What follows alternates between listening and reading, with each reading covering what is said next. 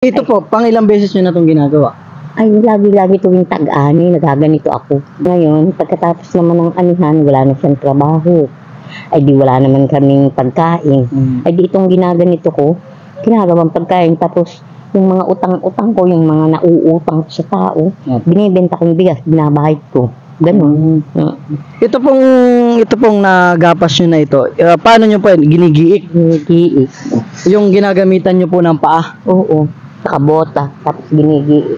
Pag may 7 sako na, gigiikin ko na. Opo. Meron naman siyang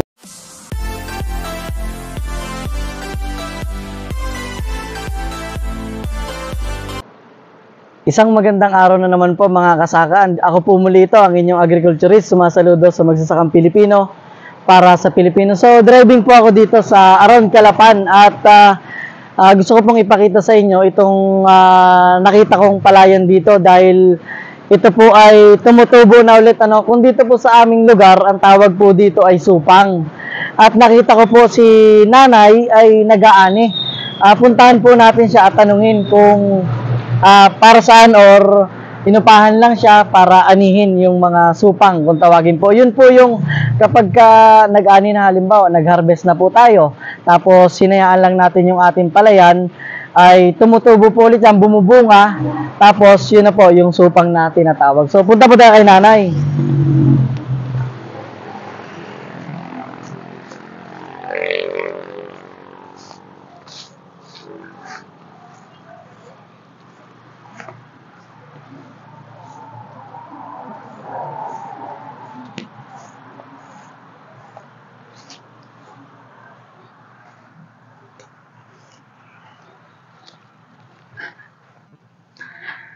Ito po nanay na inaani nyo na ito po ay binigay na sa inyo? nung bayaw po. Nung bayaw nyo po?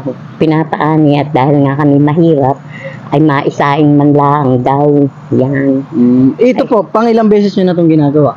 Ay, lagi-lagi tuwing tag-ani, nagaganito ako. Hindi lang dito, doon sa Paulo. Opo. Dahil doon may palayan din kami inaalagaan para sa kanila. Opo. Ay, kumbaga nga, sa isang daang kaban, may 7 sako kami. Ay, marami kami diyang utang. Opo. Ang aming bukid na hinahawakan na kanila, 3 hektarya at kalahati, ang naani lang ay 259. Ngayon po? Ngayon, ay ang aming naging kabahagi lang ay 17 kaban. Ay, ang laki-laki naman ang utang ko dyan. Parang ibinayad nyo na rin? Binayad. Ay, short pa. Dahil pag walang trabaho yung mister ko, lalo yung mister ko, inuubo yun. Opo. Masyadong ubuhin dahil ang hawak niya mga makinarya. Opo. Yung traktura, driver ng traktura, yung nagyayari. Tapos harvester, yung nag-aani. Opo. Ngayon, pagkatapos naman ng anihan, wala na siyang trabaho. Ay di wala naman kaming pagkain. Ay di itong ginaganito ko, ginagawang pagkain. Tapos yung mga utang-utang ko, yung mga nauutang ko sa tao, binibenta kong bigas, binabahid ko. Ganun. Ito pong nagapas nyo na ito, paano nyo po yan? Ginigiik? Ginigiik. Yung ginagamitan nyo po ng paa? Oo. Nakabota. Tapos ginigiik. Pag may 7 sako na, gigiikin ko na. Opo. Meron naman siyang isang sakong palay na mahigit. Isang sakong palay po yung makukuha nyo dun sa 7 sako na inanin yung ganyan. Ano yun, isang kabang mahigit. Ay dito naman na, nagpapasalamat naman kayo at binigay ito sa inyo. Oo naman. Dahil nga umaasa lang kami sa kanya. Dahil siya ang mapera. Kaya amo namin. Ay di, magsisikap na lang para meron din. Paano po na yung ginagawa nyo kapag nag-aani? Pwede po ba ipakita nyo sa amin? Ito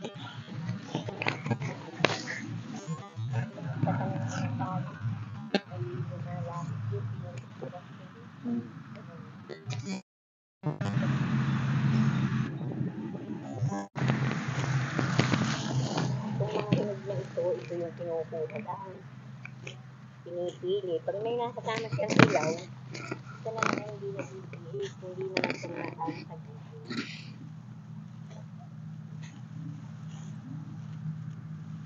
Namang mga ganito, pag wala siyang nakatarang plastic, ibig sabihin, hindi siya bawal. Kagaya, pinatatan ko kung puputing yun, yung yun ay may tara, hindi mo pwedeng galawin. Kahit Ah, maika nga, hindi mo hindi bukid ng iyong bayaw, hindi bukid ng ninuman, opo.